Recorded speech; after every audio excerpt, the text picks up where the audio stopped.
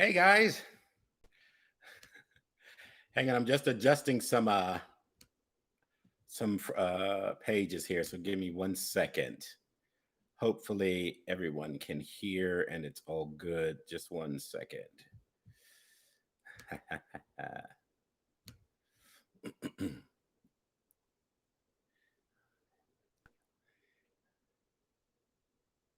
So let me ask this: can everybody hear me? Can everybody see me? Is the sound good? Just give me some thumbs up if everything is all good. Yes, yes, yes. Awesome, awesome. I'm so excited to see and speak to you all. And I just want to say a big thank you. Sorry, I'm still adjusting some pages here. I'm gonna take a little sip of water. Mm. Hey everyone, hey everyone, hey everyone. Oh my God, I'm so excited to see. I've been looking forward to this all over the weekend, last weekend, everything. So I'm so excited that you guys have yeah, hydration. Absolutely. Always got to stay hydrated. Always got to stay hydrated. Um, so listen, I tried to jump on as fast as I could. I'd like to keep everything kind of moving, and I know that things people may have to come and go and all of that. So let me start by saying I'm greeting you all. I'm giving you sending you out huge love. And thank you, Zach Bergsma, for saying everything sounds and looks good to you.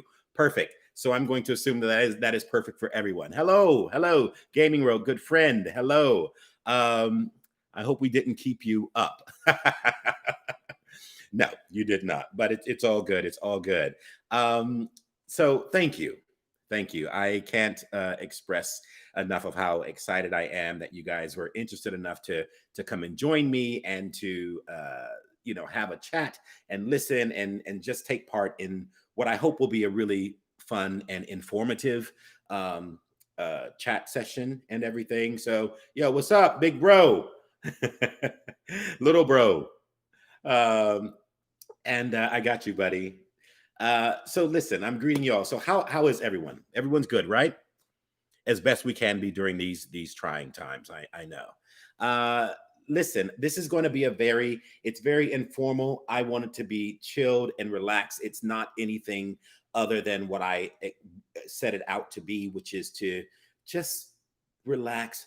I'm going to go through some questions that people have sent in, loads and loads of questions. And so that's been very exciting. And I've got a few things that I want to share and stuff as well. So I'm going to be talking for quite a bit. So I understand if you have to pop out and everything. I appreciate it. Listen, so welcome to the chat, but let me get this out of the way. So I just want to start by saying that there will be a no tolerance policy on bad chat. Please, no racist remarks, no homophobic remarks, anything that's downright rude whatsoever. Please, no negativity. This is meant to be fun, informative, and only positive stuff happening here. So if you've come here for anything else other than that, then I suggest you tell your story walking, Buster, because it's not going to happen in here. So I appreciate that. And with that being said, I'm going to move swiftly along. So listen, talking of that, and just the industry in which I work in. With that being said, I just want to start with something very positive right now. A very short reading because I always do. If you've seen any of my Joy to the Word, I like to put out in the universe positive thoughts, anything that the world needs other than anything that's negative. So I want to start with something positive, and it's a very short reading because, like I said, I always do this. And I found this little passage very inspirational, and I just wanted to share it with you. So, not to mention that I will have a closing one too. So, you're welcome. So, this is a short passage, and it's entitled "In a World," and it's by Doe Zantamata. And this is "In a World." In a world full of fear, be courageous. In a world full of lies, be honest.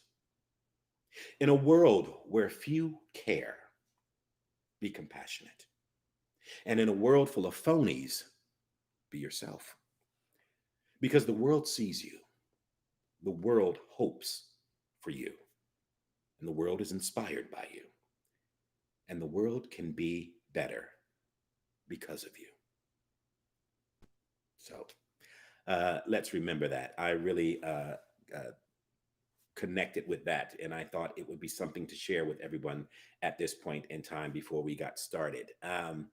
So yes, please remember that the world can be a better place because of you. We all have a purpose. We all have something that we can contribute, believe it or not. And everyone has something unique about them to share with this world. You may not have necessarily found it yet, but that's part of life. We set out to discover what is our purpose on this planet. What can I do? What can I? How can I contribute? How can I give?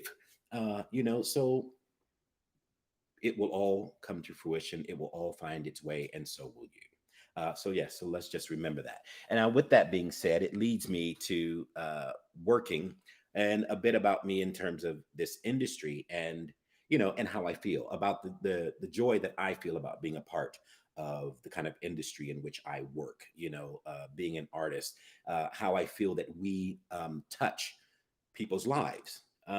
However, we're not doctors, we're not priests, we're not frontline workers, but our art form does, in fact, help people through some incredibly, incredibly rough times. When people are sick or they're going through depression or feeling lonely, having anxiety, and so many more things. But we, as artists, I feel that we provide an escape for people into a world that takes us away from everyday life, whether it's video games, TV shows, or creating art in any capacity, whether that's drawing, sculpting, making music, playing in an orchestra, singing in a concert, all those forms of creative and performing arts.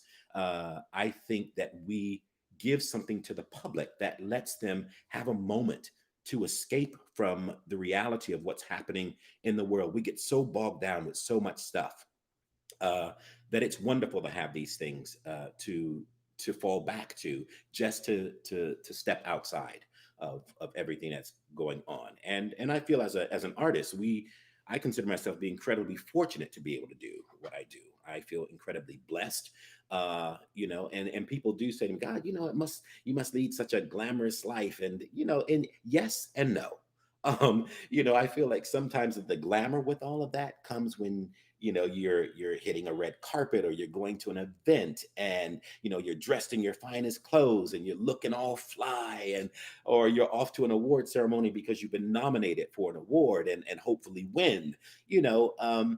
But I think those things that's the glamour side. People say, and then when it comes to things like awards, people say, I don't mind if I win or not. Come on, let's be honest.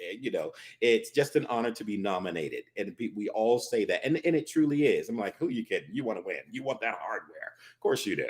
But all jokes aside, it is, in a situation like that, it is an honor to be nominated for things, and to be recognized for your work and your contribution to the industry. And we earn those things, these little perks that we get because the work that we put in, and it's a tough business. I'm not going to sit here and lie. I wouldn't, recommend it necessarily to anyone, because it is not for the faint-hearted. You have to have an incredibly thick skin to be a part of this. You're constantly setting yourself up for rejection on a regular basis, trying to go after jobs and stuff, so it is not for the thin skin, believe me. But yes, I do feel privileged to be able to spend time, and to also to talk with people who invest in me. Not everyone's like that, and that doesn't make them a bad person in any way, shape, or form, because everyone handles things differently.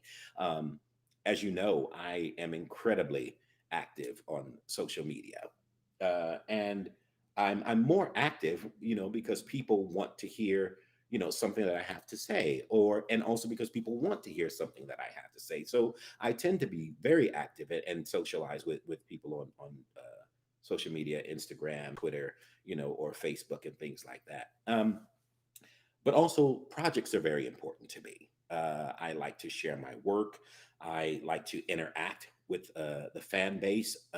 When people put that much energy into appreciating the work that you do, I feel it is.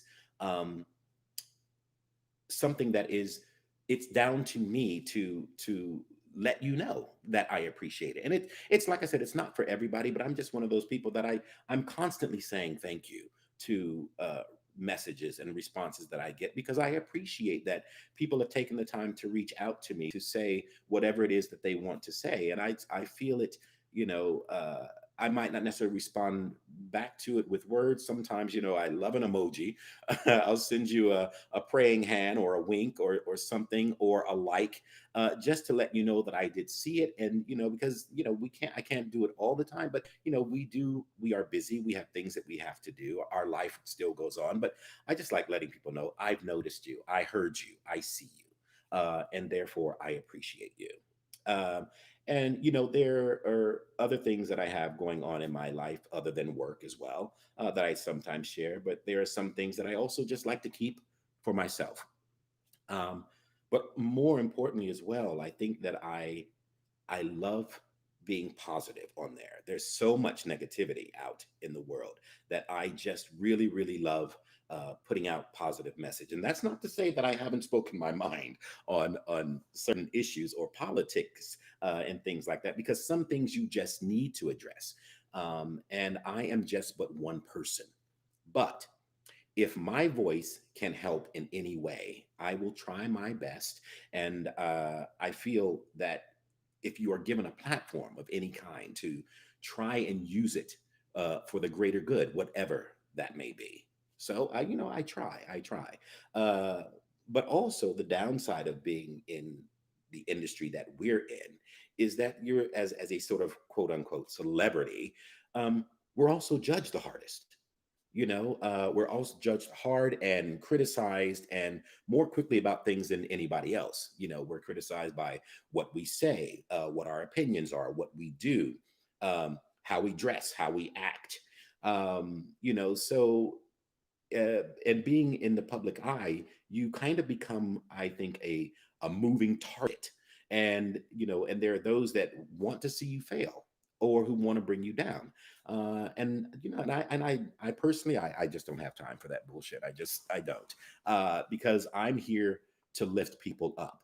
I love when I feel supported and lifted by people that I feel it is something that's very easy for me to pass on, to support and to lift up people and be proud of things that they are doing. And whether it's something that's a part of this industry or not, I think about our frontline workers currently at the moment, and what they're going through. And all I can do physically and or mentally is to send up a positive energy to lift these people up who are out there, risking their lives for us at this current moment. So I believe in that. So if you can, whenever you can, support, lift people up. It takes a lot less energy to send positivity out than it does to send negativity out. And it has a much more uh, positive effect on your mental state and your physical state. Believe me, it's just not, it just isn't worth it. So, yeah, lift people up, support in any way you can. And so, leading with that, like I said, because just all bullshit if you don't. But speaking of bullshit, how's everyone coping with this pandemic? Because this is crazy. How are you guys all doing with that? I try to raise you up. Yes, random man. I hope I raise you up. I'm just having a moment to try to check it, look at some of the chat and stuff, because I'm rattling and talking so much that I don't want to lose any train of thought. So uh, I'm trying to get a chance to glance here. Purpose in the middle of a not together. Hey guys, let's support Tommie. Yes, I appreciate the support. Thank you very much. Uh, you're a nurse. Wolverine Scratch. I'm a nurse. Worked through it. Thumbs up to you. Sending you all the likes, man. Thank you. Thank you for your work. Tommie for president. I don't want that job. Believe me, I do not want that job. Um, so yeah, trying new things at home. Awesome. So thumbs up to everybody. And if there are people out here who are watching and listening who are frontline workers, like Wolverine, I send you the most incredible blessings. I lift you up and say thank you for all your hard work. Um, so with speaking of the pandemic, because we were touching kind of on everything here today. Um, But let me ask you this, because I don't want to turn it into a debate in any way, shape, or form. But what is everyone's thoughts on wearing masks? This is an interesting one. Any thoughts from everybody out there? Do you know what Kojima's making next? Do you know what Kojima's making next? No, I do not. Let me just say this. Men that don't bother me at all. Masks are not a cure, but are important. 100%. So my thought is this: if considering what we are going through, and like I said, I don't want to turn this into a debate. It was just a question I want to ask, and I just kind of, it's always interesting to hear other people's thoughts on it. But my thought is this: I know masks are not a cure for what we are going through. I do believe that there is a percentage of that that helps greatly. Like I said, it's not a cure, but considering the science and all the information that we've been fed with regards to it and how it works. No, it is not a cure, but it is something that I feel that if it can help 50 or 40%, uh, 70%, maybe even 25%, that it means it lessens the possibility of someone getting sick or indeed yourself getting sick.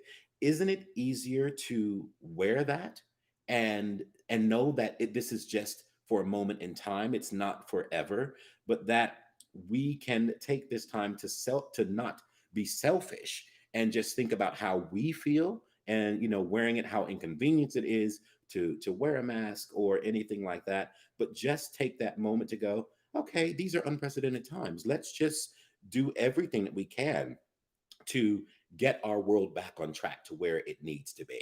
And if wearing a mask is going to help, not cure, but to help, then surely that should be something that we should all be able to do. I wear mine all the time, as annoying as it can be. If I'm out and I'm walking, and no one's around me, I may pull it down to let myself get some fresh air in. And if I'm about to see or pass someone, it comes back up over my nose, because I do believe that wearing it under the chin is not good. I saw a very funny post, and I think I posted it on my Instagram, where there was a picture of how wearing a mask, wearing your mask like this with your nose out, is a little bit like wearing your underwear with your manhood hanging out. So you wouldn't necessarily do that. And I always thought that was actually quite funny. So every time I see people walking past me with their mask down and their nose out, I just chuckle in my head, because I kind of get the picture of the cartoon that I posted, which is very funny. But yes, so I would implore people to think about that, and just to take the time to think about others, and just do the best you can, because at the end of the day, I think that's all we're all trying to do, and I think that we all want the same result in the end. We all want our world to come back to where it was. And in some respects, I think it was a slap down. I think Mother Nature just literally said, okay, I've had enough. I've had enough of it, and the only way to get your attention is for me to do this. So I'm going to give you one good swift backhand, a good old bitch slap, and bring you back into reality. And if that doesn't work, I think you know what I need to do: send you to your room.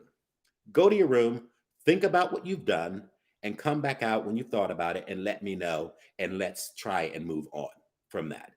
So I think Mother Nature's just had enough and said, listen, you're on the naughty step for the moment. Sort yourselves out and come back, and let's fix it. Let's fix it.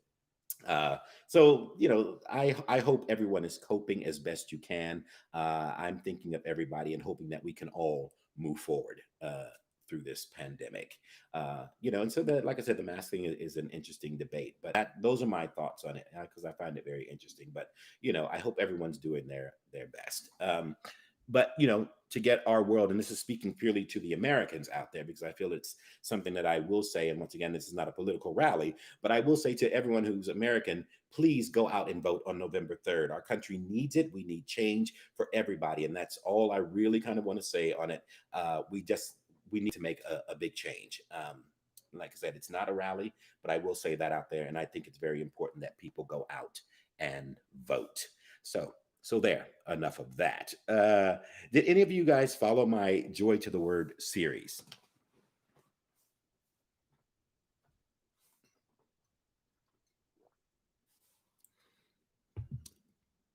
I know a lot of you sent me messages regarding it. Thank you. Thank you, Winston. Love it. Uh, thank you. Thank you very much. Jerwinko experience. Yes, it was great. Thank you. Yeah, I took it upon myself during the the pandemic because I wanted to find a way to once again put positive things out there and also to find something to use the time that I had to make it useful in a way, but also to be able to share something. And it was great for me because it made me delve a lot into research and looking for things to, whether they were poems or short stories or horror stories or anything like that. It was a great way for me to discover poetry again, to discover monologues and speeches and short stories, and trying to keep it condensed, with not without going into 15 and 20 minutes of a situation, but something short that people could just have a moment to glimpse at, because I know our attention span can be gone like that. If something's more than 5 minutes or 10 minutes long, people are like, okay, snooze fest, I've tuned out. But hopefully if it's interesting, you that won't actually happen. um, so I really appreciate everyone who has tuned in for Joy to the World. I really enjoyed it, and I did like 10 episodes, I think, in that series. And I had people reaching out saying, "Oh my God, you've stopped it! Why did you stop it? I enjoyed it so much." And I appreciate that. I really, honestly, I really do. But it's coming back. It is coming back. Um, I am doing some kind of pre-work on it at the moment for the next series, and I've got some pretty good ideas for the next one. But I'm also looking for new suggestions and thought about reading works from unknown writers, to maybe use my platform to introduce people that they would not necessarily be heard from before. So that's an idea which I really, really, really like. And also just thinking about getting suggestions from you guys, what you think. But I would ask you for submissions and then maybe sort of choose, but I'm not sure. So I just, it's just a thought at the moment, but I'm kind of leaning in that direction. I like the idea of that because once again, I like supporting artists and people who don't necessarily have the opportunity to be heard. So if I can help in that way, I think it would be awesome. I think it would be awesome. Um, so I'm going to move on because I'm just yakking away here. Just checking. Thanks. You're so nice. Thank you. It's pizza time. Thank you. Always looking out for the small creators. Thanks, CJ. I try my best, man. Try my best. Dude. Uh, dude, does that mask fit? Yes, the mask fits. There's a couple of them. Just quickly, I'll just show you those. You've seen these probably before. There's that one. And I got sent another one that's slightly different, but it's also very cool, very strong, very, very, very, very strong. So, yeah, they uh, they look over me, they look after me. Um, I have a few masks, yeah, not just one. So I want to move on because recently, uh, last week, uh, I did a Twitch experience. I'm going to talk about this. So I don't know if any of the Twitch streamers out there are watching, but I'm going to spend the next few minutes talking about this because I found this incredibly, incredibly interesting. So, moving on to talk about the experience in the Twitch community from last week. So, I found it so interesting to speak to so many different rooms around the world. I mean, it was incredible. I've been to Croatia and Russia and Spain and Brazil and the Czech Republic, New Zealand, Australia, the UK. I mean, everywhere. Italy. It was crazy. It was absolutely crazy, and really mind blowing in a way. Um, and it was a whole new ball game for me. Let me tell you, I have never experienced anything like it, and how different a world it is, how serious. How serious everyone takes it, because this is real. People take this seriously, and so I had a very, very interesting uh, experience with it. And let me just say, so the decision to go on it, to Twitch, was because so many streamers in the past had reached out to me in the past, that they were streaming the game. They thinking, it would be great for you to come on or pop in and say hey or whatever. And maybe it would also be a great idea to see myself stream the game, considering that I'm actually in it. Which was interesting, but let's be clear, I am nobody's streamer. I'm not really a gamer in that sense. I do play, and even I'm finding still out how the controls and stuff work. So I work in the industry. I create characters, which I love. Playing it is completely different. It's completely different, and it was interesting watching these streamers do what they do, because that is in itself, that's an art form for them. So I took it upon myself to go into this thinking I'm going to take a week or 5 days. I think it was. I did Monday to Friday periodically throughout the days, uh, just popping in to chat rooms and saying hey and everything like that, and trying to get a feel for how it all works and how what everyone's thought was on the game, uh, firsthand, hearing it firsthand. Um, and although after this, I do feel after experiencing that, I could probably maybe stream it, possibly as a one-off. I'm not making any promises, but it's something to actually consider, which I thought would be very interesting to do. Um, but anyway, so I thought maybe it would be a great way for me to pop in and say hello, see how it all worked. My intention was to go in as a VO artist or an actor, and not to go in and disrupt anything, but to really have fun, with the process. And it was a little difficult at first because I was always trying to, I felt like the purpose was I needed to get in and try to get the attention of the host, or the streamer, or at least someone who was running the room, and to kind of get the ball rolling, but not realizing that they don't always see every chat that comes up in the feed because they're concentrating on the game. Pretty much like what I'm doing now. I'm chatting, and I can see the chat going, but I can't look and read everything. So I understand that. I understand that. So. But let me make it very clear. It was never my intention to go in and have people also fan out over my presence of being in there, because I don't work like that. But of course, I do appreciate the love that people send back to me. We put a lot of hard work into the game, and it's always wonderful to hear people's thoughts and their appreciation for the work that everyone did in the game, not just me, but it's Hideo's creation, and I love hearing the different interpretations or how people see it and how people read it and understand it. But there were varying degrees in the reaction. But the number one reaction, most common one, was of disbelief. So no one could believe that it was actually me, or that I would ever show up in a room. And in some ways, I felt kind of sad about that. It was just something that I kind of thought, well, this would be the perfect way to kind of reach out to those people who are fans of your work. But maybe not. Maybe it wasn't. It's not the great idea for everybody. But anyway, my point was to go in, say thank you to the hosts and to their followers or subscribers for really for supporting the game, and how much I appreciated their commitment to the streaming. And it was a way for me to also to reach out to my fan base in a way that I'd never thought about before. It was to me, it was like a breakthrough. Oh, this is cool. This is cool. So I'm always reaching out to people on social media and everything, and chatting with people and things like that.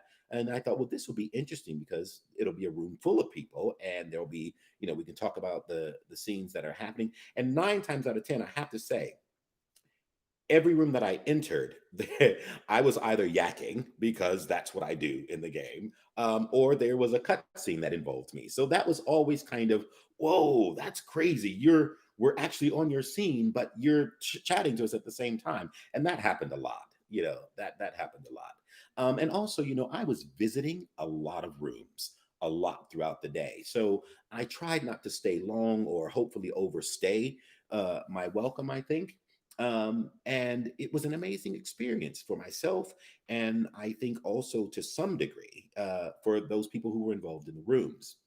Um, but there were only a few harsh responses to my entering the room at the start, and rightly so, I guess. I'm gonna I'm really only discussing this because I want to make it clear that I understand how this now works, and my perception prior to going to the room might have been slightly different. And I think it's great for my story to be told in a way of what I thought. Basically, kind of not really having that much of a clue about it. So I had a few tweet responses telling me how I handled certain things wrong, or by asking not to get banned at the start of the chat when I came into the room, that was wrong. And basically, I should expect to get banned based on that basis, which was news to me. So some people were very strong in their choice of words and stood by their reasons for doing so and supported their moderators, and rightly so. This was their world. It's not my world, and I was just trying to be a visitor. I never expected to get banned at all. And that was partly my naivety because I just wasn't familiar with how all of this worked. So, I think I probably was banned from about like 10 rooms right off the bat. It was like, oh, you're out, dude. We're not having any of that. Literally, it was like, hey, this is, who I am, blah, blah, blah. And like, click, ban. That's it. And I thought, shit, man, this is crazy, but after I realized how difficult it was going to be, that it wasn't as cut and dry as I thought. I tried several ways of trying to enter the rooms with all good intentions, mind you. And at the end of the day, that was my only goal, was to go in and to bring some light and positivity and some fun to it. And after a while, I thought I should just cut to the chase. So rather than creeping into the room, I thought, well, in my mind, I thought maybe it'd be kind of cool to like do some kind of fun alert message, it kind of in themes with Die Hardman. Mm. So I, after various ways of entering the room, there was one alert that I sent out, which is sort of like, attention, this is Tommie Earl Jenkins, aka Die Hardman from the game. Please don't ban me, which was what I went straight in with. You can check my Twitter for verification at TJ84, which I thought was perfectly okay, because I went in with the trying to get their attention, saying who I was, what it was about, and before you ban me, please check to verify my message, because I pinned it on my Twitter. And I'd given them the opportunity to verify me because, like I said, I posted it on my Twitter, and most of them checked it, and it turned out to be absolutely awesome, and it was fun, and and they when they realized it was actually me, and some didn't feel the need to check or even bother checking, which was also cool because that was their prerogative to do. Why would you stop doing what you're doing? As in, you're entertaining your subscribers, you're playing the game, you're not just going to get off necessarily to check some dude's Twitter because he claims to be a voice actor from the game. I didn't realize that people did this. But I experimented with different approaches, like I said, entering the room. And at the end of the week, I felt like I kind of mastered it, and I received so many wonderful welcomes and great conversation and laughs and stuff while we were there. And all the rooms that I visited were chosen at random. There was no method to my madness. There was uh, nothing preconceived about any of it, whether they were small streamers with very few followers, or they were more popular streamers with thousands of followers and subscribers. It was across the board. I didn't choose rooms based on their popularity or the country or any kind of affiliation. To me, everyone mattered because everyone had invested in the game. So that was what was important to me. So it didn't matter where you were from. It was the fact that you took the time, you're playing the game, you want to stream it to the people who want to subscribe to your channel. So I thought it was, no one needed to be left out. The only reason people were left out was because there's just not enough time for me to visit every room. And but I did a lot, believe me. But I got banned from some of the rooms, which I do understand, and especially in some of the non-speaking English speaking rooms, but not all of them. So I think it was kind of like I came in speaking English, and if they were a non-speaking English room, I think they just kind of clicked me off, which was absolutely fine. And I kind of expected that a little bit, but like I said, it wasn't all of them. It wasn't all of them. But I would always try to get the host as quickly as possible, introduce myself, say my thank yous, my well wishes, and get on to the next room. So to be fair to them, they were doing what they should do, and the moderators were there to do their job, and they did their job. You know, if it was their job to keep people out who might cause issues or spam or botting, they did their job. You know, so I applaud them. You know, no harm, no foul. You know, I'm thick skinned and I didn't take any of that stuff personally, because I believe in the end, at the end of the day, if they indeed knew that it was actually me, they would have had no problem letting me in for a chat.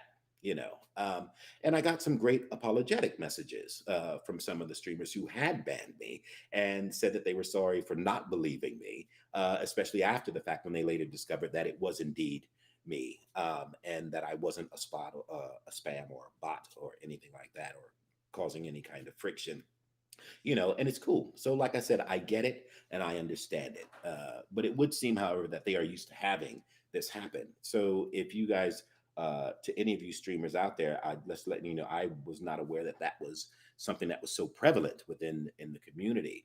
But I get it now that people come in and you know they want to leave links and this, that, and the other, and cause problems and disrupt and all of that. So I understand it. And you know, and the moderators, they were right not to waste any time.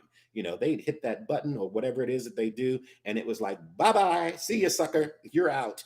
You know, so I was like kicked out and sitting on the side of the curb. You know, which I thought was really really funny.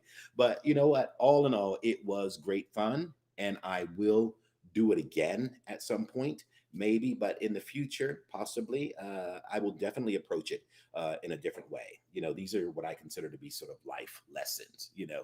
So once again, I'll take this moment to shout out to all of the streamers that I was able to visit and those that I haven't been able to visit. And to all of your subscribers and your followers out there, I send you huge thanks and gratitude that I really appreciate it. And I received, like I said, so much love from everybody. And to all of the Twitch community, I'm sending you gratitude and thanks for your support in the game, and also for educating me and letting me experience your world. It was an eye opener, and it was really cool indeed. So I have huge respect for you guys, and I appreciate it. And I learned a better etiquette and how to work when you're trying to get into those rooms. You know, you got to massage a little bit before you get in, and open up a little bit. So I appreciate that, and thanks for not banning me. And are any of you out there who are Twitch streamers? Because I think I saw some of you had scrolled past, and I may have visited some of your rooms. So thank you, and keep on keeping on. Brain error, you are a streamer. Nice one. Did I visit you? Hope you're having a good day. Here's my question. I'm going to get to some of the questions. I know you guys have got some questions in these chats, but that's all gonna come later, and I might not be able to get to you, so I'm apologizing because I've got loads of questions that I've got to get through. So I'm going to try and move on from this. But thank you. You were streaming with an overlay that said, "Hi, Tommie." It didn't work. Keep on keeping on. I'm sorry about that. How many Sams do you think? Sam said again. Sam, Sam, Sam, Sam, Sam, Sam. I don't know. Thousands. I think there were, I don't know, hundreds. There were hundreds of them. So if I visited any of you streamers, I had a great time with everybody that I saw. And isn't Discord like another platform as well? Is that like Twitch? I'm just asking the question: is Discord like it's like Twitch, right?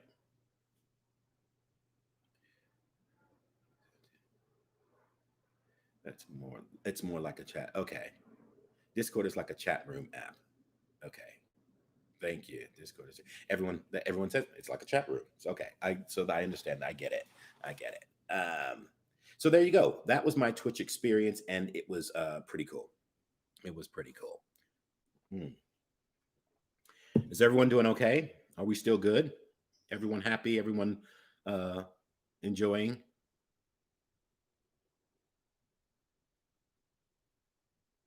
Oh, the Discord server. Welcome to that. Thank you very much. Thank you. Everyone's good. Yay. Yes. Yes. Yes. Yes. Good. Glad to hear it. I'm good. I'm good. If you're good, I'm good. So just know that. Hell yeah. Awesome. Loving the chat. Cool. All right. So I'm going to move on a little bit. I'm just going to talk about, because I get a lot of interest from people who are wanting to know what I'm doing, what's happening, what's going on. So I'm going to lay the shit on the line here and let you know what's happening. Uh, so I'm just going to talk briefly about these projects that that are pending, that have been canceled, and where things are now due to COVID, because so many people have asked about what's happening, what's your next gig. So let me just say that if you've got little ones, you may or may not know that I do a children's animation called Go Jetters, and it's shown in the States here on Universal Kids, and in the UK it's on CBBS, and pretty much around the world. I think at the moment, I think it's in New Zealand and Australia and France and lots of places in Europe and Spain. So it's done extremely well. I'm very proud of it. I play Ubercorn. He is the funkiest unicorn on the planet. He loves disco. He's a DJ. He's got this. He's wearing his white jumpsuit, red glittery hooves. He's got a purple mane and some goggles.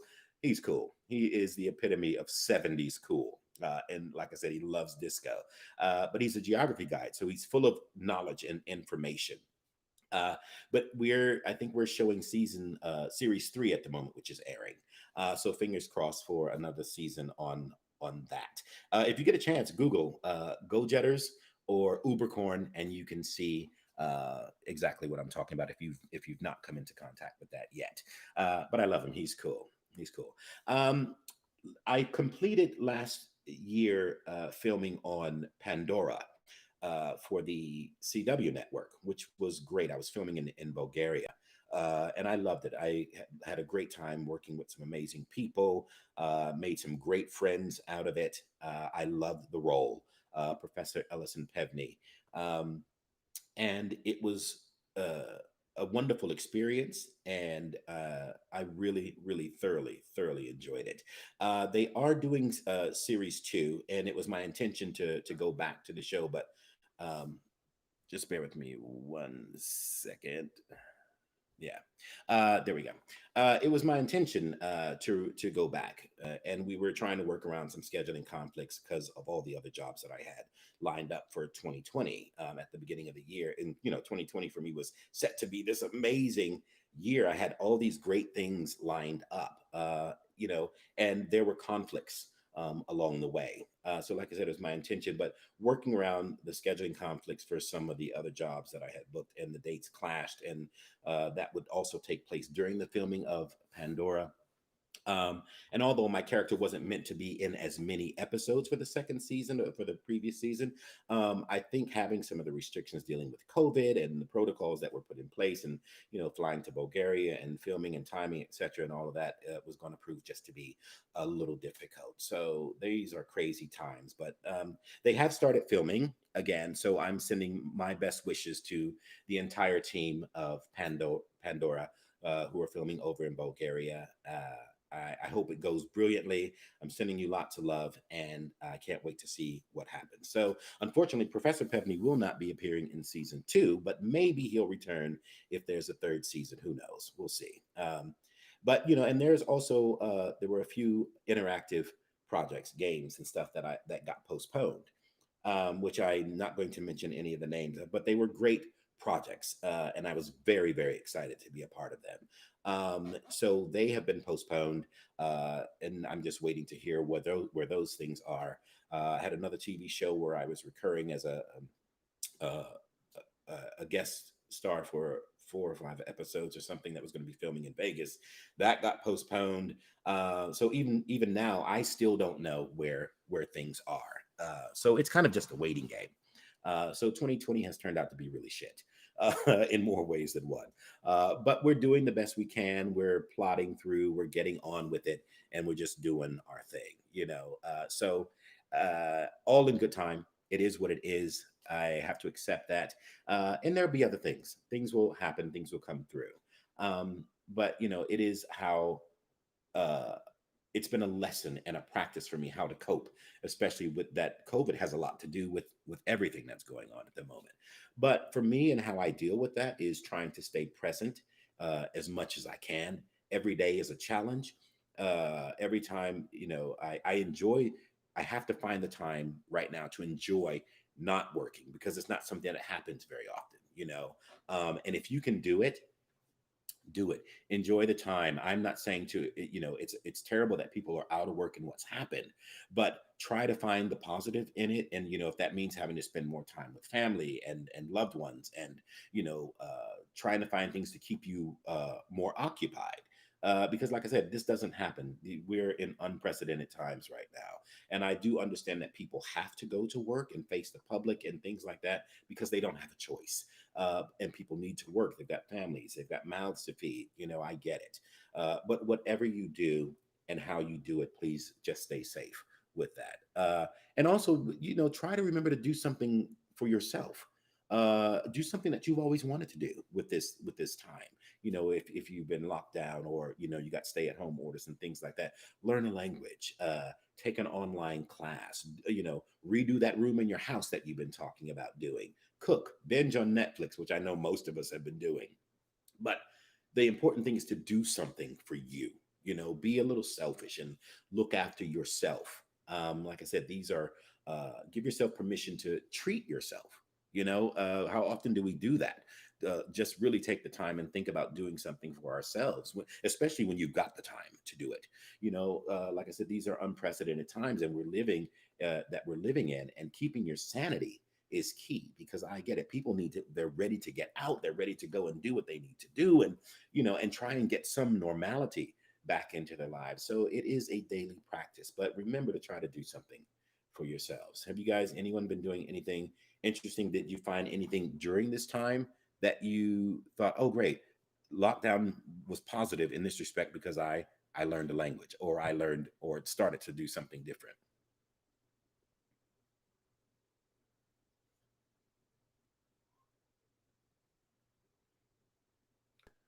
I made sourdough bread. Nice. I love sourdough bread. Uh, you don't have enough time in the day, too much to do. You're skipping more. Wolverine, he's skipping. I'm trying to learn Norwegian. Wow, wow, that can't be. That's not easy, but good on you for trying. Finishing games. It's pizza time. You had time to write. Marilena had time to write, which got me invited to a writing project. Well, awesome. Had more time to focus on making content, and eventually want to start my own filmography business. Just upgraded our whole setup. Nathan Shaw, nice. Love that. I did think I saw your post on that. I saw, I think your wife let you buy some new gear, did she? Nice for you. uh, Caden Putnam has been playing a lot of games. Okay, so everyone's been, I think we all been kind of forced into doing uh, something to occupy our time. So Death Stranding, we're 48 minutes in, but Death Stranding. So Death Stranding's been released on PC. What were you guys' thoughts? I don't personally have PC, but how are you guys finding it? Are there big differences between the the PC and the PlayStation? Are you finding like things like the photo mode and stuff like that? It's amazing. Game Largo says it's amazing. AWR Production says they started producing season 2 of their YouTube show. Awesome, great, love it. Best version of the game by far from Game Largo. Uh, just finished it on PC and it's amazing. Zachary Christo, uh, loved it. Finished everything, was a blast. Good, good. I'm so happy my PC only friends will get to take the journey alongside me. That's awesome too. Um, so I think it's been amazing. The show, so theatrical. Um, the game's only been out since November last year. And then all of a sudden, not all of a sudden, but then we have the PC release, which has opened it up to a whole new world for people, and it's also opened it up in respect to the artists in the game, that there's a whole new fan base of people who play on PC have now got a chance to experience it. And I think that's pretty awesome. Um, I know a while back we had the photo mode challenge for Die Hardman, which was cool, and was able to choose some really cool uh, photos that people taken, which got turned into digital postcards by Kojima's production company, and they were really cool. I think you may have seen me post those on social media, so that was cool. So I know the whole photo mode thing is really awesome. Um, and and thank you for all your wonderful messages as well. I know my DMs are open, but they're flooded, which is what I expected. So I don't get a chance to respond to everybody, and I don't always get to see everything. But it's always nice to be able to sort of pop in and have a little thank you, or send a heart or a thumbs up or something. So thank you guys for staying in contact. I really appreciate it. So I think it's time to move on to answering some of these questions, because I've got a shitload of questions to try and get through, and I really want to try and answer them. And I know that you guys, some of you in the chat, have been trying to ask questions, and I haven't been able to respond to those, so I apologize. But I need to get through to these. But I'm going to try and hopefully make this a little different.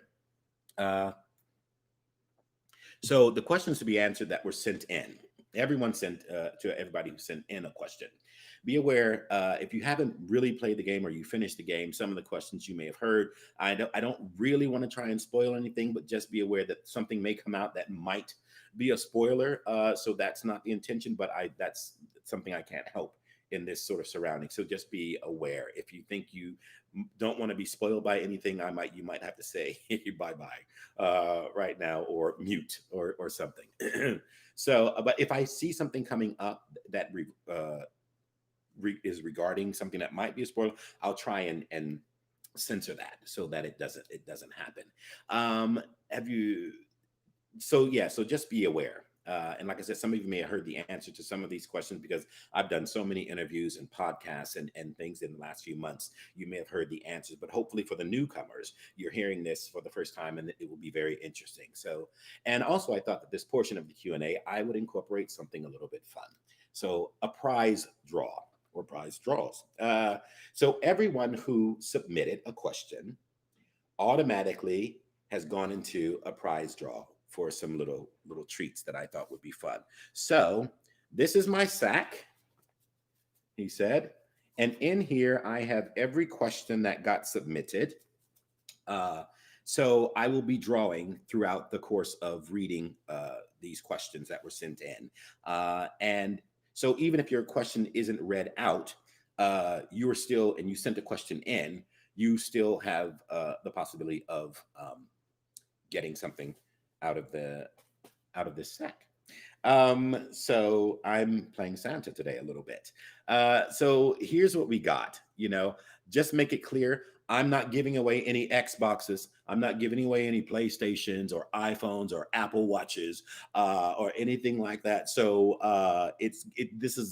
we're on the low end of the spectrum, the budget. But I did want to be able to sort of pass something along for your time and your effort and your appreciation for everything. So I've got 5 things set up here. So the first things I've got is a set of these postcards, these 3D postcards.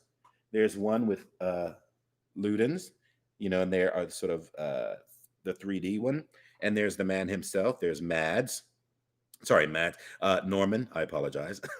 It's Sam. So we've got 2 of those. That's one set.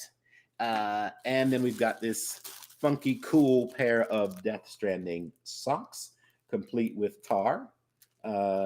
And I think it says Death Stranding on it. So that's something. Also, got this fun little rubber Ludens duck for bath time fun. If you want to go and think about Death Stranding whilst you're scrubbing away, maybe you can have this little guy floating around in there with you. And I've also got this Death Stranding keychain, fragile. I'm fragile, but not that fragile, which I think is also kind of cool. So there's that.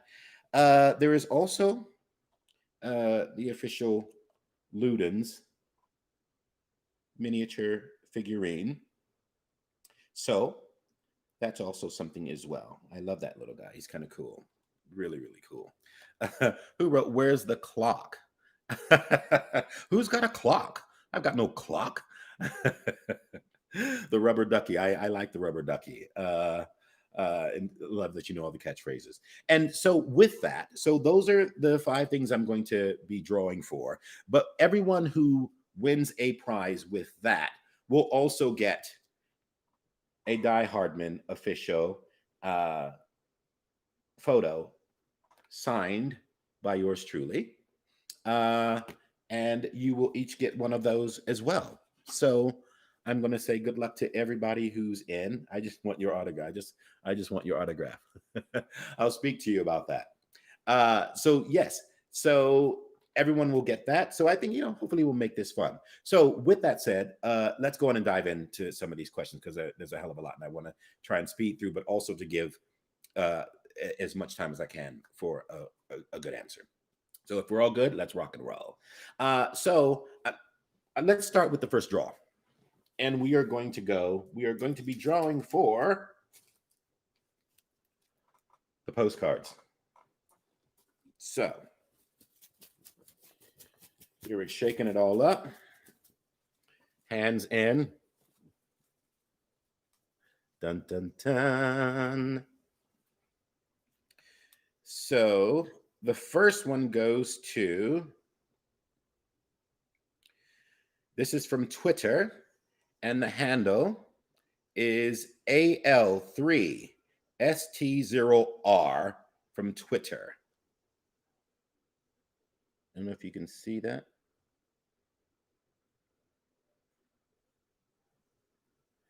Okay, so that goes to you, and these are your postcards, and you will also get a signed photo from me. So I'm just going to make sure I don't screw anything up. So I'm going to take the name just to the outside of that so I know who that goes to. And I will DM everybody who gets something and tell you how you can claim the prize on that. So, first draw done. There you go. How exciting. Congrats to him or her. So, the first question is from at RYU Ken Network, also from Twitter. RYU Ken Network is the handle. How and why did Kojima approach you to have a role in Death Stranding? So I wasn't personally approached by Kojima for it. The breakdown came out to my agent, and they were looking for someone to do this role, and it wasn't, the name was not given. The name of the game didn't have its name, and nor did the character. But I basically did a self tape. I did a couple of speeches, scenes and stuff, and sent it back in. And I think I heard like a month or two something later that I'd actually gotten the part, and so that's how that came about. I auditioned for it.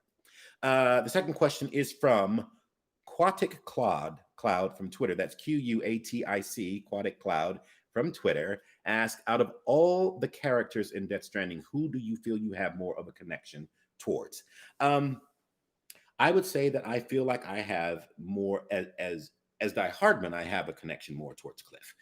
We have a huge history, and if you know the story, you know exactly what I'm talking about. So I would say with Cliff, as Tommie, I would say that maybe I have a connection towards Sam and Cliff, maybe a mixture.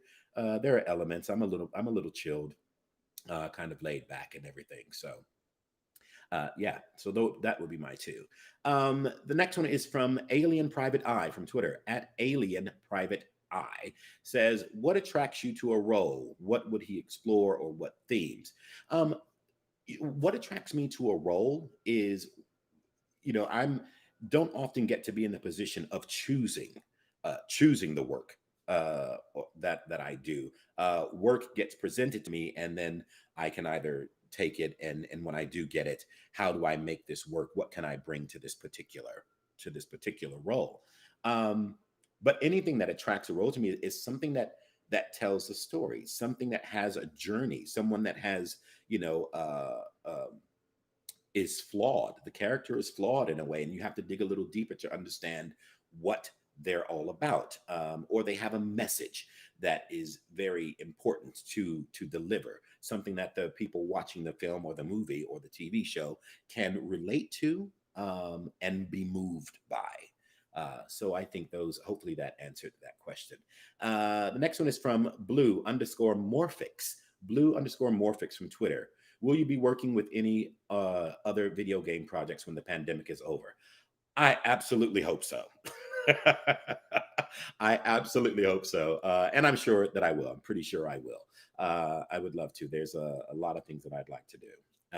So thank you for that. The next one is from Joseph S45116376 from Twitter. Joseph S45116376. Has anyone else thought you were a bot regarding Twitch? I think it is. Of course, yes. Everyone thought, a lot of people thought I was a bot, even when they knew it was me. I think they were still skeptical about it.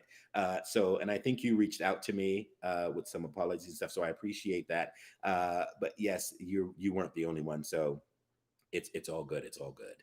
The next one is from at Huffy Games, HUFFY underscore games with a GAMEZ from Twitter. How did you obtain the role of Die Hardman, which I think I kind of touched on the previous question. I auditioned for it. I sent in a self-tape, and that's how it happened.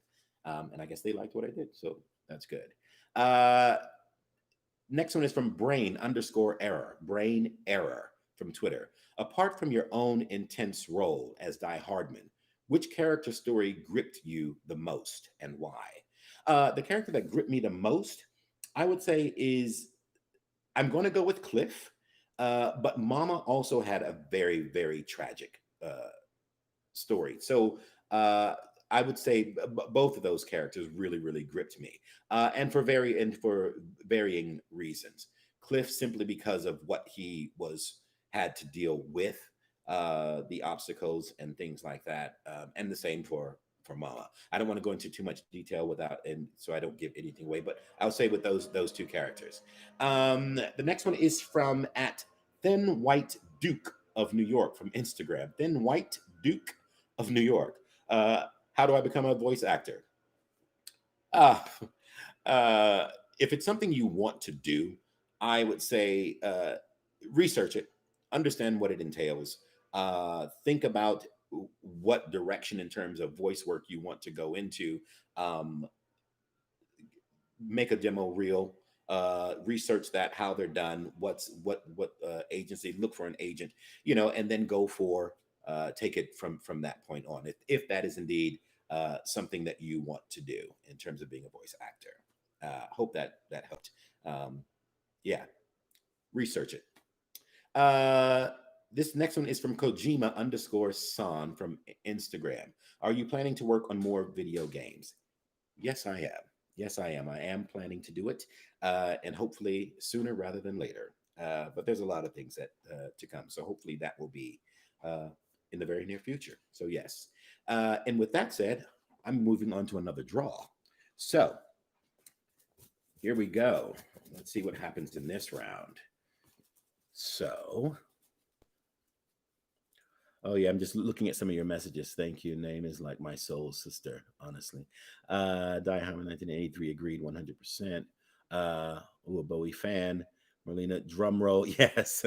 Fingers crossed. Fingers crossed. I'm in there. So let's see what I've got here. This one is from it is at CSP2211, and they are from Instagram. CSP2211. Let me see that. CSP2211. And that I should have said was, because I've got them in order, is the same as we went for the socks. They got the socks. Congrats to them. Socks. So I'm going to tape that as well so I don't miss out. And also, the other thing is that if you're not present here in the chat, I think it's just fair that if I draw it, it's that they still get the prize, because Thanks for the question. And also people got things to do, so I don't think you have to necessarily be here. Certainly not for this one. Maybe for the next one, I think I might just do it where if I do that again, where people who are actually present, and if they're not here and you don't shout out, then you don't get it. All right. Mm. Howard, are we all good? I have a question. I'm just a huge fan of you and Ubercorn. Super excited for the new episodes. Thank you, Go Jetters Fan 2000. Uh, Dana Sura, congrats. Thank you. Congratulations, buddy, to the winner. Uh, Caden Putnam. That's me, and I am here. Oh, okay. Caden Putnam, you're here. So was that your handle? You got the socks? You got the socks. Send me a thumbs up. I'm sure some people are probably sleeping right now too. That's true too. So let us pray. Way to go, Caden. Congrats, congrats. I'll DM you and let you know how that will how you can get that. Nice one. So moving on to the next. This one is from at Ryan Guide, RIANGUID from Twitter. Was there a memorable moment that stood out to you on set while filming Death Stranding? Seriously, or something serious or funny? Was the character of Die Hardman ever hard for you to grasp? Was there a memorable moment? Probably the memorable moment for me was filming the monologue, which I will put in brackets for those who might not know what that is. But that wasn't an incredibly emotional day, but it was definitely memorable. It's probably the most memorable time that I had because of what it entailed. And was the character, was it ever hard for you to grasp? It wasn't hard for me to grasp the character of, because I think he's on paper. He's a military, and he's non-emotional.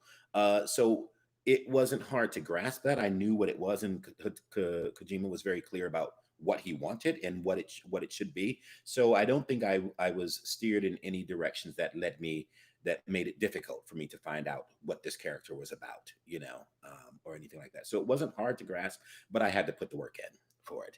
The next one is from at I have this. I have this. I have this is the handle.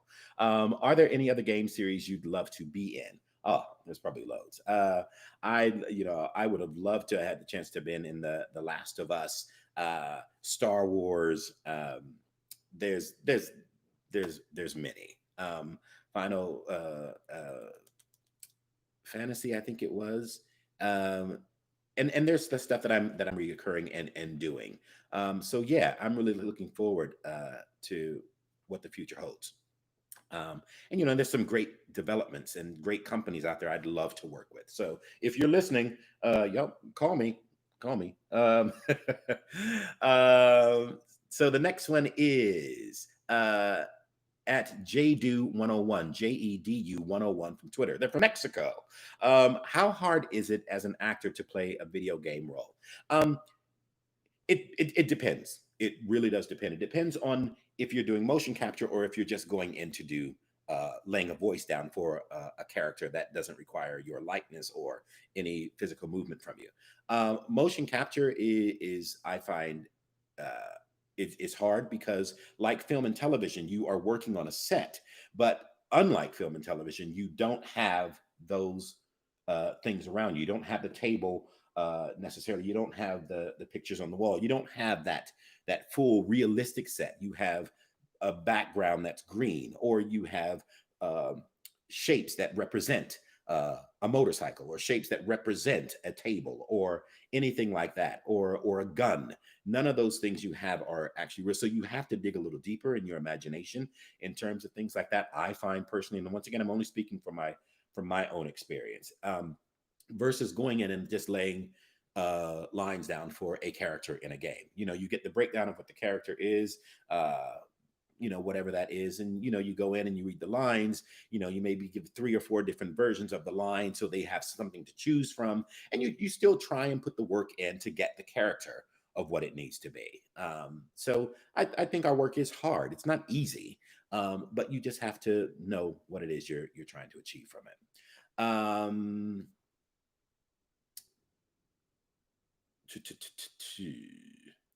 The next one is uh, from TL Josh from Twitter. Is that TLJOSHH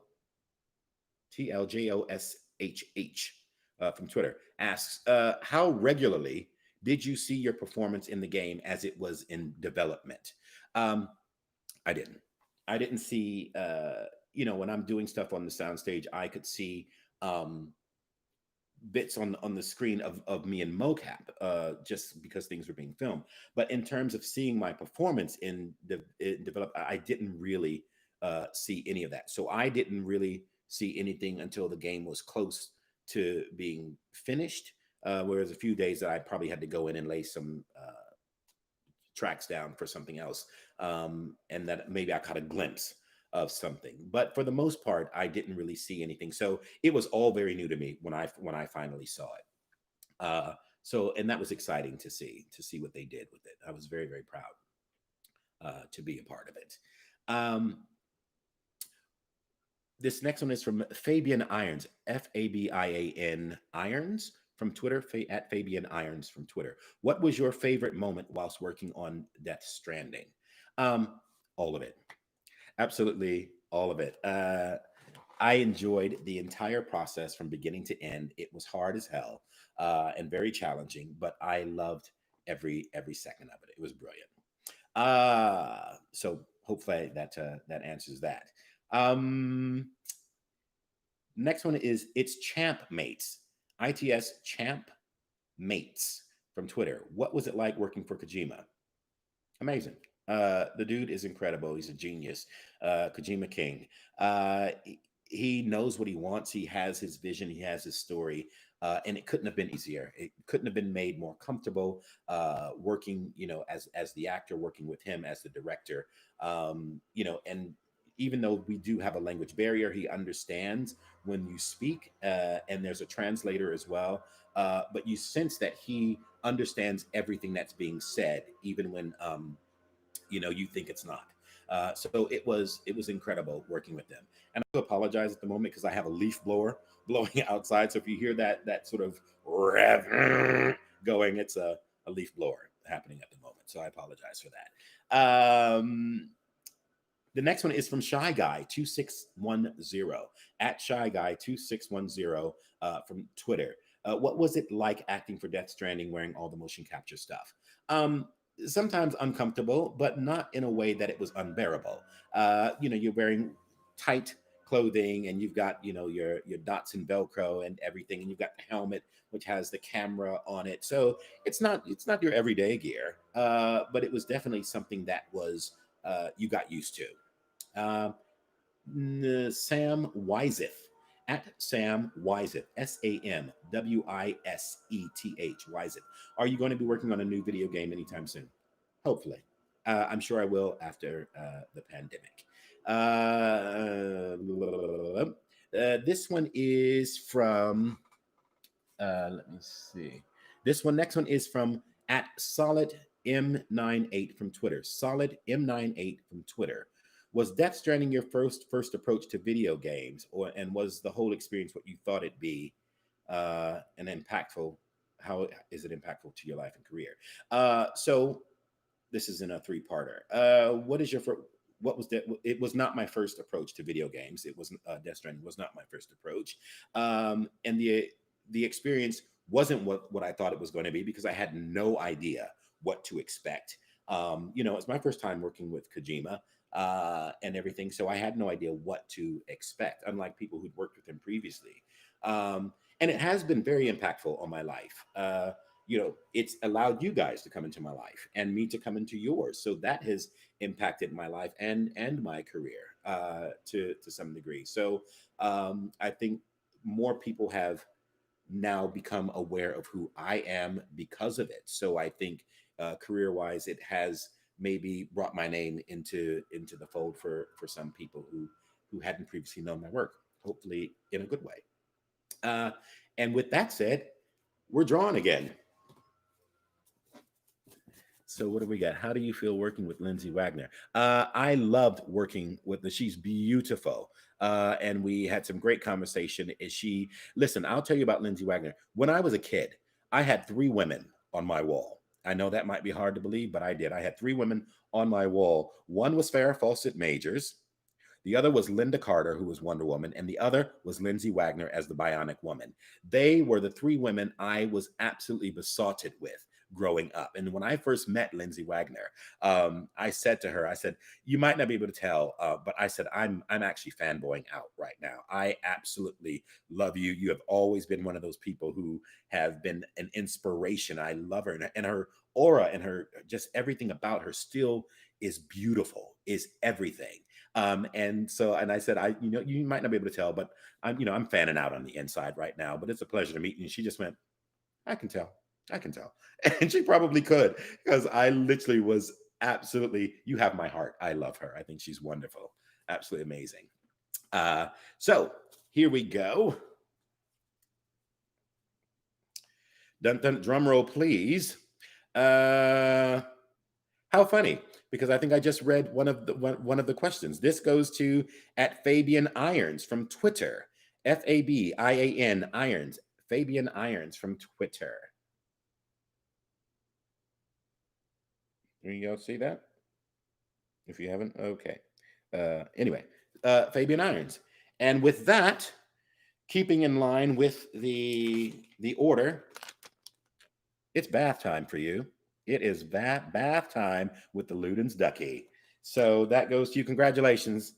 Congratulations. I'm just going to tape your name to that. Woohoo! This is cool. So cool. Uh, Moving on. Uh, so we're back into question mode here again. So congrats to him. Really, I hope you guys are still having a good time. Is everybody happy, or are we all still all good?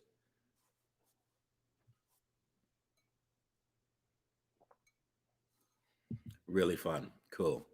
Awesome.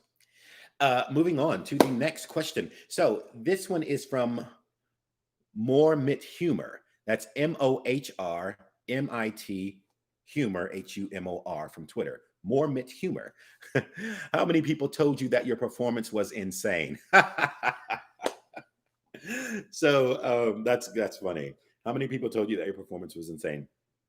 I don't know if insane was really a word that they ever actually used, but it was. I've got so many messages about it, and I'm just blown away and so chuffed with everything and people's expression and love for this character.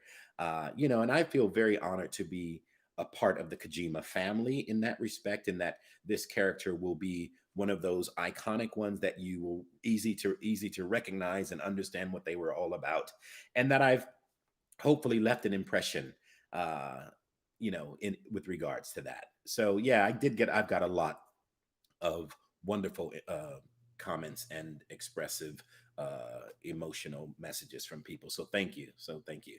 But as far as how many, I can't even tell you. I couldn't even count. So the next one is from at CSP2211 from Instagram, who I think was probably one of our first. Was it one of our first one? It was the second winner. They got the socks. And this is your question: what kind of experience did you have working with Hideo, Troy, and Norman? Um, it was an incredible experience working with them. Hideo is, he's a master. He's got an incredible history. Of his work that has been incredible. And he's a really cool guy. He's just you kind of want to hang out with him.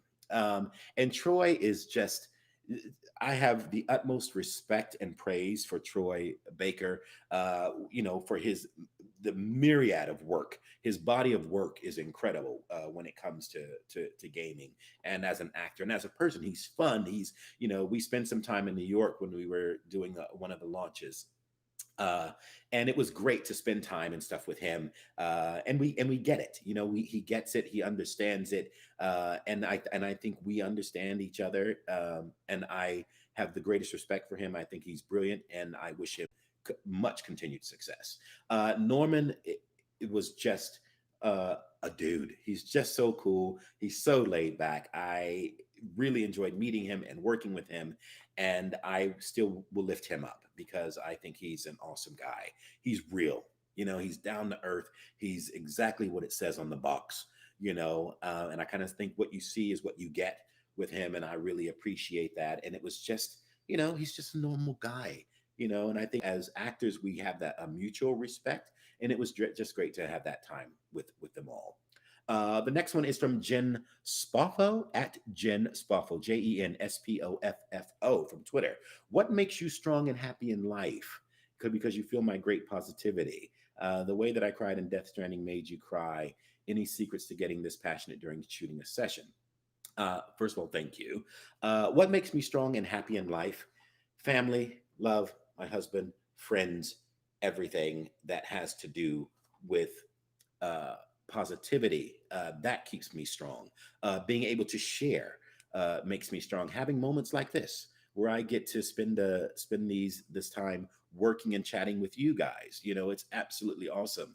And knowing that you have this great appreciation for it. And it was, someone just said, what a sweet question. I think it is a wonderful question because those are things that do make me happy in life, and are very, very important to me. Uh, is there any secret to how passionate I get during shooting? I don't think there's any secret. I just think it's as an actor, it's what a role requires. If you know that there's something that needs to be delivered, or what the final outcome should be of a particular scene, you have to find a way to try and get there. And it doesn't matter how you do it, as long as it comes from a place of truth in how you approach it. And because I feel you have to find a way to put yourself in the shoes of that particular character. And if that character needs to be wild and crazy, you have to try and find a way to do that. If it needs to be emotional and downtrodden, you need to find a way to put yourself in that person's shoes, even though you've never realistically experienced it yourself. Um, so yeah, I think that hopefully answered that question. This next one is for Thane Asura at ThaneAsura. Thane Asura from Twitter. What made you wake up one day and say, "Hey, I want to be an actor or voice actor"? And if you could bring back someone who's passed away and have a 10-minute conversation with them, who would it be? Wow. So let me just start with the first part of this question. I never woke up and thought, hey, I want to be an actor or voice actor. I never woke up and felt that. I think it was something that gradually happened. I always was into performing in some capacity, whether that was singing in a choir or, doing theater, or from a very young age. So I've always been in the performing aspect of all of that. So, and I think becoming a voice actor and an actor it was just a matter of time before crossing into that, to be able to do everything. I don't like to limit myself. So yes, I am a voice actor, but I'm also an actor. I think voice actors are actors. I think what we do is just done in a different medium. Actors are actors. I feel. If I could bring back anyone who's passed away and have a 10-minute conversation with them, who would it be? Aside from a family member, because I think that would be the obvious choice of being able to have a conversation about that. But I think I would like to bring back Martin Luther King and have 10 minutes to sit down with a man who had such a passion for people having an equal right, a civil right, and to be able to sit for 10 minutes with this man who put his life on the line to make the world a better place for everyone, and to sit in his presence and to be awed by his stature, his ability to speak and to deliver a speech and to make you feel it. I mean, he was a preacher as well, but this was a man who laid his life on the line and was arrested numerous times, and sadly lost his life, trying to help others. And to this day, I think we still remember, the things that he has achieved. We wouldn't be where we are in this day and age without him. So, yes, sending up praise to Martin Luther King. He would be someone for 10 minutes. I think my whole life and world it's changed because of him, but I think my whole world would just be blown apart to have that opportunity to just sit and in his presence. Ah, the next one is from Bayrad 2005 Nazari from Instagram. That's BEHRAD 2005 Nazari, Nazari, from Instagram. Who inspired you to become an actor? My inspiration, I think, just to get into the business, just came from, as a child watching television and things early in my life. There were certain actors, and predominantly from Black actors as well. People that, Ossie Davis, you might not necessarily remember, but he's a very strong actor. Sadly, passed away, but left a lasting mark as, a poet and a writer and an actor. And Sidney Poitier, who is legendary. So they to be able at a young age to see people of like myself of color, to be able uh, to sit and watch and think, wow, this is what they do. This is an art form, and maybe I would like to try that. It would be years before I would do it, but in time, I think they to be able to sit and watch television and be inspired by people who looks like yourself, to begin with. And then obviously I love some of the greats, Olivier and Al Pacino, and people like Dustin Hoffman, Denzel Washington. The list is endless, so it's very hard to. I'm inspired by everybody. I'm absolutely inspired by everybody. Moving on to Isaac Yanes from Instagram. That's Isaac, Isaac Yanes from Instagram. You're on an island and you can only carry three objects. What do you carry? Ooh. uh you're on an island and you can only carry three objects, and what do you carry? I'm going to hope that I can have a little solar panel, so that I can get some juice, so that I can carry my phone and my laptop, and a family portrait of the people that I love most dearly. Hopefully, I will never have to worry or choose choose that. But if I get some solar panel and I can plug in my stuff, I'm good, because then I'll have connections to the rest of the world, and I won't feel so alone on this island. But hey, it could be paradise, and I might not need any of that. And hopefully, I wouldn't be there alone. But according to the question, if you are on an island and you can carry three objects, what would you do? That's the thing that came to mind. Moving on. The next one is from Denselson underscore Goodman, from Instagram. That's DENSILSON underscore Goodman from Instagram. Who's your favorite artist or music genre? Um, as a favorite, once again, it's like the actors you read. I don't have favorites. Or favorite. I love so many people, and I know that probably doesn't answer your question very well, but there are so many artists that I love, and there's so many genres of music. I have an eclectic collection of music, whether that's from gospel, R&B, hip hop, rap, country, musical theater. So there is, and within each of those, there are artists that I love, as well. So it's hard for me to pick a favorite, and I'm sorry about that, but that is kind of where I am on that. It's just too vast for me. This next one is from Juan Scorbuto. June. Oh, so Juan Escorbuto, possibly. Juanescorbuto from Instagram. If you were a Death Stranding prepper, what place would you choose as a shelter? Uh, I'm just throwing it out there, probably Lake Knot City. I think it's probably one of the first places you get to, but I'm going to go with Lake Knot City. It's probably as good as any. But good thing I'm not a prepper and I don't have to be in solitude by myself with that. One more before we draw. Let's go to Brendino28 from Twitter. That's BRENDEEN 0 or 28 from Twitter. Describe working with Kojima.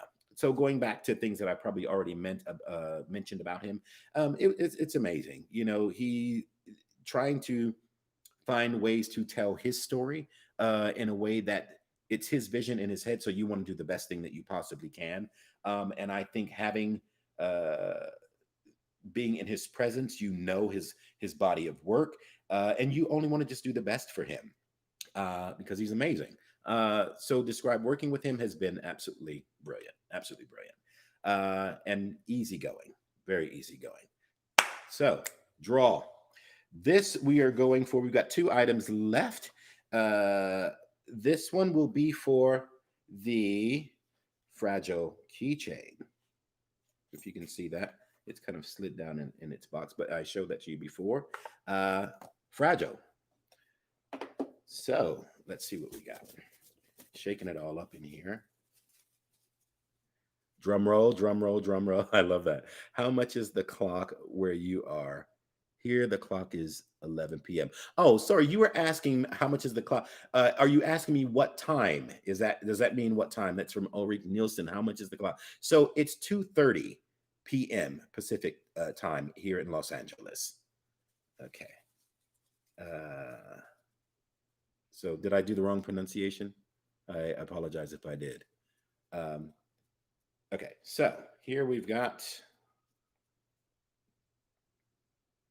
This is for Vivid Gamer 531 from Twitter. Vivid Gamer 531 from Twitter. And you get the keychain. I'm fragile, but not that fragile. So congrats.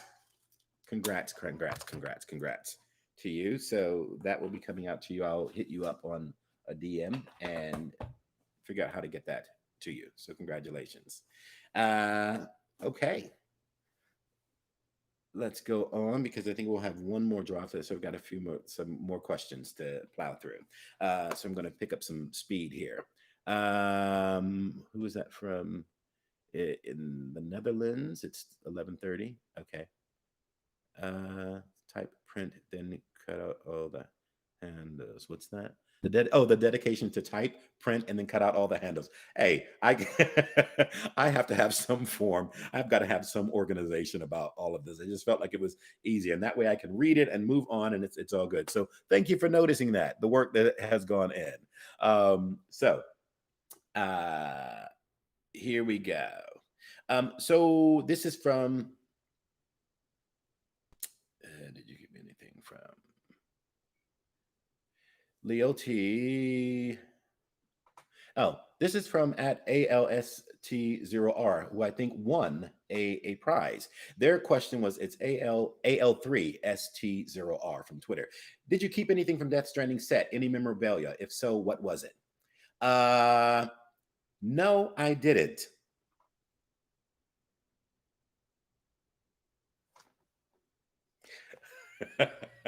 Anybody might get that. No, but I didn't keep anything from the Death Stranding set. This is from Leotie Whitelaw, Leotie Whitelaw from Twitter. How much time you may have spent in Japan if your scenes were recorded there? What was your experience like? I did nothing in Japan. I've not even been to Japan, which I have every intention of going someday, but none of my work was done in Japan. From Ricardo Latora, RICARDO_LERTORA from Twitter. Assuming that the president of the UCA is given downtime and the land wasn't totally destroyed from Timefall, what would be the place Die Hardman would go to kick back and relax? One word: Barbados. Yeah, man. To lie on the sand. Yes, get me feet wet and do me thing on the island. Yes, I would love to just go and chill out. I can see myself with my cocktail next to me lounger with the face mask from hard work lying there with me. Pina colada. Yeah, so let's say I'm going to go with Barbados. Kick back. Yes, and soak up the rays. That would be my ideal place. Absolutely love Barbados. It's so beautiful, so beautiful. From next one is from Puffy1 from Twitter, PAUFY1 Twitter. Did you meet Mads? Have you seen any of his works, and which one was your favorite? Yes, I did meet Mads because I worked with him very closely. Have you seen any of his works? Yes, I have. Hannibal, his series, I just think was brilliant. There's something about Mads as an actor that I think everyone gravitates to is his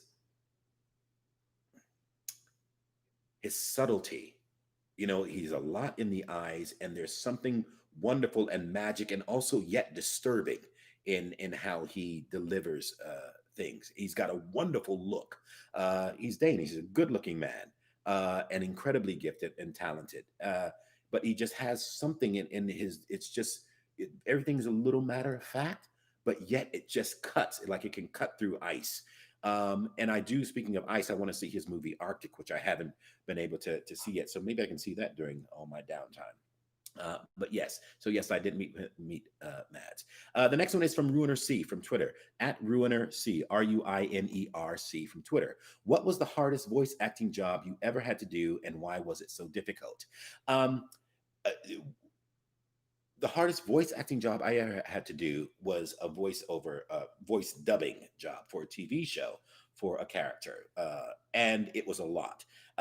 And I won't mention what it was. I had to voice a character in a show, and it was dubbing their entire their their show as they appeared in this piece. But it wasn't so much of how much work it was; it was what was entailed and the trickiness of trying to. Uh, Redo the voice in the way that they delivered. So I had to match and lip sync what it was, but my delivery would be different. So I had to block out what I was hearing and make it work. So that was very hard and very difficult, but incredibly challenging. And I really appreciated that, and I was very proud of how it turned out when I saw it. So yeah, that was hard and very difficult. The next one is from Your Opinion Bad. Would that be right? At Your Opinion Bad. YOUR Opinion Bad, BAD from Twitter. What was the most challenging aspect in portraying such a complex character like Dyke Hardman? Was there material that you drew inspiration from to become him?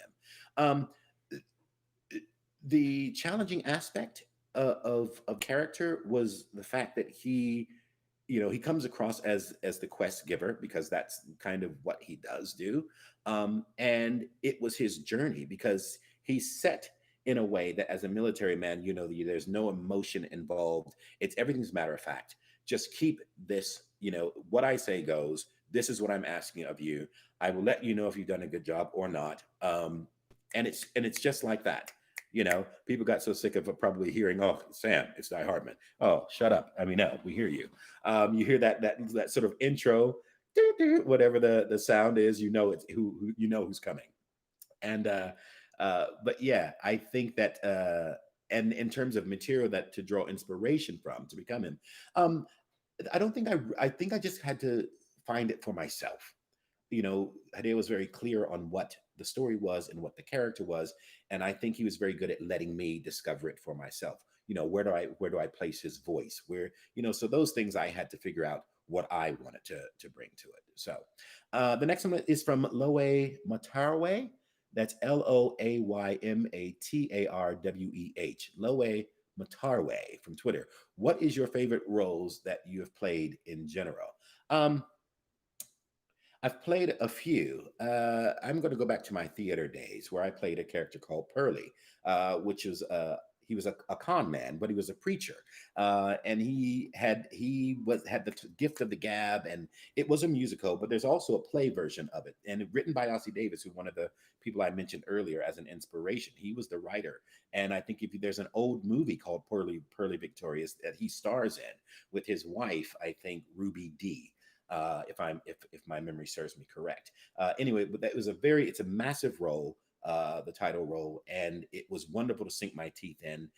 And if there is ever a play to be done of it, I would love to kind of revisit that again. So yeah. Moving on. The at AWBRBERSA, all Bursa from Twitter. AWBERSA. How was it working on Death Stranding compared to film and TV?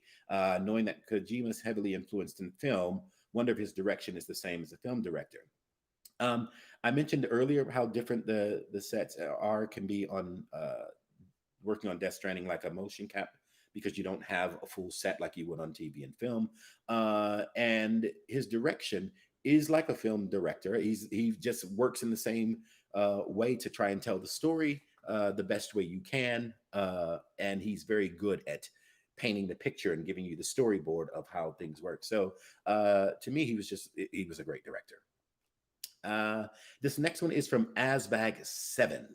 Azbag, AZZBAG7 from Twitter. What made you get into the world of voice acting? Why did you choose Death Stranding?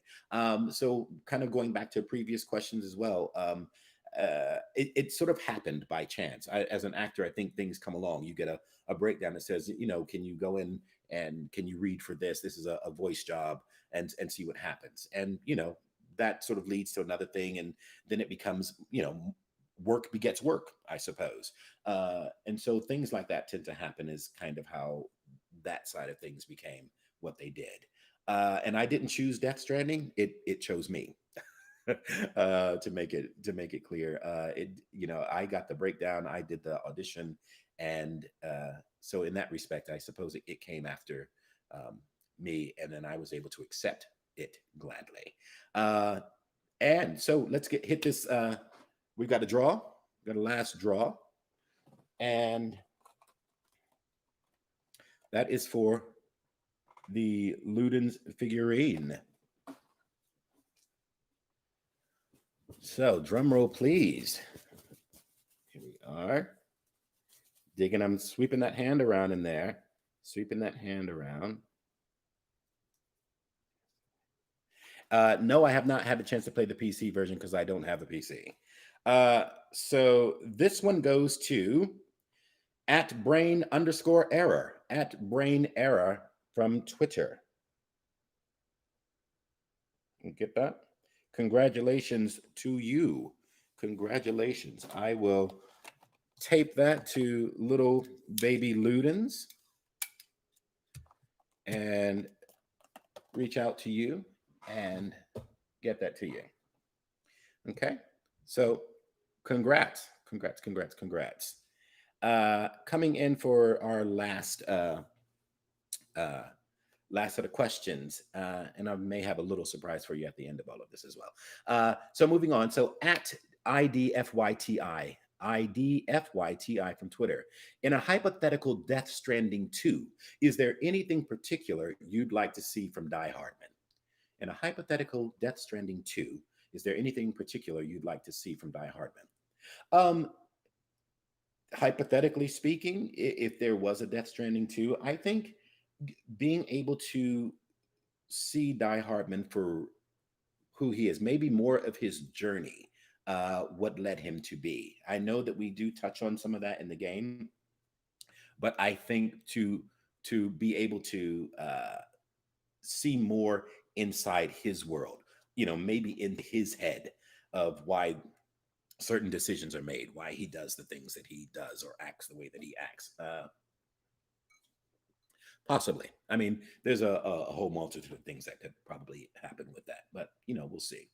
The next one is from Holdwich from Twitter, HOLDWICH Twitter. How much of an impact did Death Stranding have on you? And do you think that this role is a peak for you? Death Stranding had a great impact on me in terms that I think it stretched me in terms as an actor doing motion capture, because it wasn't the first motion capture I'd ever done. And so that was a whole new world to work in. And it did impact me in a way that not only was it my first, but I had a lot of things to do within the game and a lot of uh, uh, levels to hit as far as the character was concerned. So it did impact me a great deal. And was it a peak for me? Um, no, I don't think it's the role is a peak, if I'm understanding the question correctly. As in, I think there are other things to do and other roles to create and you know kind of sink my teeth into. So it hasn't. I don't think this is the top of where I'm at. I think there's a lot more to do. And certainly as an actor, I don't think you ever want to think that you've reached a peak. That's saying that hopefully I'm interpreting your question correctly. Because I feel like there's always something to learn. If you feel like you've learned everything, what's the point of living? That's, I think, to take that into everyday life. There are life lessons. We're constantly learning things. So I feel like there's still so much for me to learn and to experience and to keep moving forward, which I gladly accept and appreciate and welcome. The next one is from Vivid Gamer 531. Vivid Gamer 531, who I also think was a winner in one of the prizes. Vivid Gamer 531 from Twitter. What are the hardest adjustments from actual filming compared to mocap? You performed in Death Stranding. How is the preparation different from one another? As an actor, I don't think it's much. It's much different. I think you, like everything, you get a story, you get a script, you look at it, you break it down, you approach it from a place of truth. Look at the text, see what's happening. What is the background of the character? Where do they live? Will determine how they necessarily speak. What is their or indeed how they dress. What is their relationship to certain other people? I think all those things determine how the outcome of the character is portrayed or delivered. So I think therefore that answers both. The preparation isn't that different. I think as the actor, you approach them all in the same way. Certainly, once again, speaking from my own experience, that's how I see it. So I don't think there's much difference, except so that you're working on different platforms. One, you're on a soundstage with nothing, and the other, you could be on a soundstage with a full forest around you. So yeah. And then did you ever have to ad lib a line on Pandora? Sorry, I just switched over and I saw that. Did I ever have to ad lib a line on Pandora? Um, I may have, and not didn't have to do it, but may have done it. But for the most part, I'm pretty much a script guy. I will improvise in things if I have to. I think I lead into certain speeches that I do. I'll create a pretext to the text that I'm going to do that helps lead me into a speech. So things like that. So Lauren, W97481 756. This is for at Lauren, W97481 756 from Twitter, asks, what is doing the mocap for Death Stranding like? Um, it's interesting. You're in a suit. You're still doing pretty much what you would do if you were in another costume. So for that, I'd kind of say that it is. Uh, it's like everything else. You're still delivering your lines. You're still acting, but you do have to work with some added gear, which can be a little frustrating, especially if the helmet that you've gotten has a camera here. So if you go to hug someone or do anything, I think there's one time that Norman and I, our helmets locked, and I think my helmet almost came off at one point. With things like that. So it's different, but you're still doing the same thing as an actor. The next one is from The Wing. The Wing, 878894447. The Wing from Twitter. What did you do to get into the character of Die Hardman?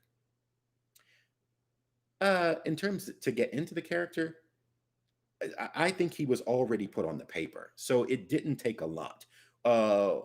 What took a lot for me was breaking away from his standard quest giving uh, speeches that would interrupt Sam or whatever, into evolving him into a real person with a life and a sense of reality, and his emotional side, which we obviously know what happens to him. So that in itself was something that I had to really think about getting into, because it was a gear change for me. This one is from Slandering Tale, Slandering Tale, Slandering Tale from Twitter. What's next for you, Tommie? I have no idea. I have no idea. But if anybody out there thinks they've got something that's next for me, send it my way. Listen, I like I said before, I'm still waiting on things to be bans to be lifted during COVID for things that I had booked, and waiting for those things to move forward. But until that, I can't tell you what's next. I'm enjoying the time as much as I can, and coming up with some creative things to keep you guys entertained, and trying to use my time wisely. So, but as soon as I know, I'll let you know. Then we've got Paper Odin from Twitter, Paper Odin from Twitter. Who is your favorite actor and or voice actor? Um, who is your favorite? Actor wise, I'm gonna have to go with uh, my standard Al Pacino, who I absolutely think is a beast of an actor. I think he has done some incredible stuff. Him, Robert De Niro, have just literally just killed everything that they've ever done. So, and like I said, they are some of my favorites. But once again, the favorite thing is always very hard for me because there's a list. There's a list. And I love Morgan Freeman as well. There's something really honest and cool about him, and of course, that voice in itself is something. And I'd love to be able to work with him one day. I love him. This next one is to Julius Blomkvist. Julius, JuliusBlomkvist from Twitter. Julius Blomkvist. I've only seen your work in Death Stranding, but which of the roles you've played are you most proud of? I think I answered that before. I love Pearlie, but I also, don't get me wrong, I love having played Die Hardman in Death Stranding. But yeah, so there's Pearlie, which I mentioned earlier, which is a role I'm very very proud of, and would love to revisit that at some point as well, if possible. Um, Moving on to Dos Grand from Twitter, DOSGRAND, Dos Grande, Dos Grand. If you had the chance to play another character in Death Stranding, who would you choose? If I had a chance to play another character in Death Stranding, who would you choose? It would probably be Higgs. I'm going to put that out there. I would probably enjoy playing Higgs if I had the chance to. He, the character Troy, did a phenomenal job with him, and those roles are right up my street. I think Higgs has the everything that a villain should have, and the scope in which to play him is just this open field. There's so many ways, and Troy did a brilliant job at it, and deserves all the praise for it. I really appreciate his work in that. So, with that said, uh, those are the questions that I have chosen, and there were quite a few. I think we did like 45. I couldn't do everything that came in, but I think I've certainly given a good crack at doing it.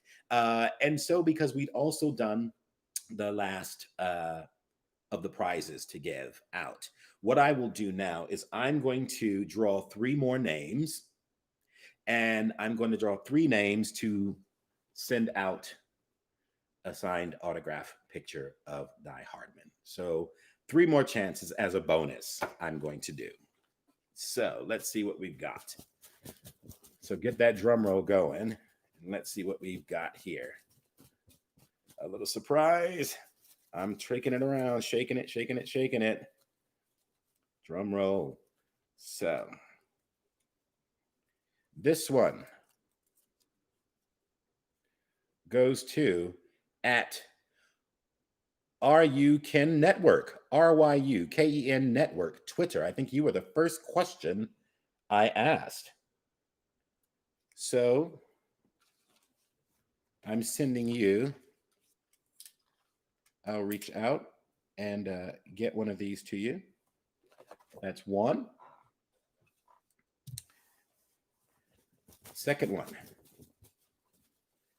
Drum roll, drum roll. Here we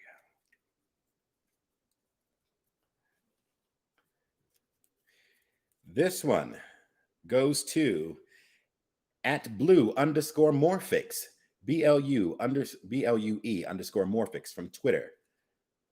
I think I see you on Twitter quite a lot. Thank you for your love and support. Blue Morphic's Twitter. You will also be getting a signed Die Hardman pick. Congrats. Congrats. Congrats. One more. One more. Here we go. This is it. Last and final.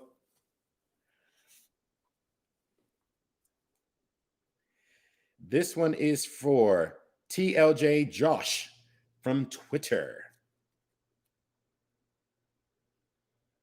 Twitter. That will be going out to you as well. Congratulations. Congrats. I will reach out and let you know what the deal is. So, there you go. That, my friend, is it. And we're clocking in just under 2 hours. Who knew that I could talk so much for 2 hours? Originally, I could plan, oh, it'll just be about an hour or something, but it's 2 hours. But in closing, I do want to share this with you because once again, I did say I had something to share with you at the very end before I say my final goodbyes to you.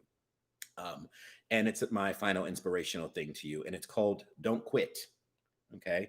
It's by John Greenleaf Whittier. This is Don't Quit. When things go wrong, sometimes will. When the road you're trudging seems all uphill. When the funds are low and the debts are high, you want to smile, but you have to sigh. When care is pressing you down a bit, rest if you must, but don't you quit.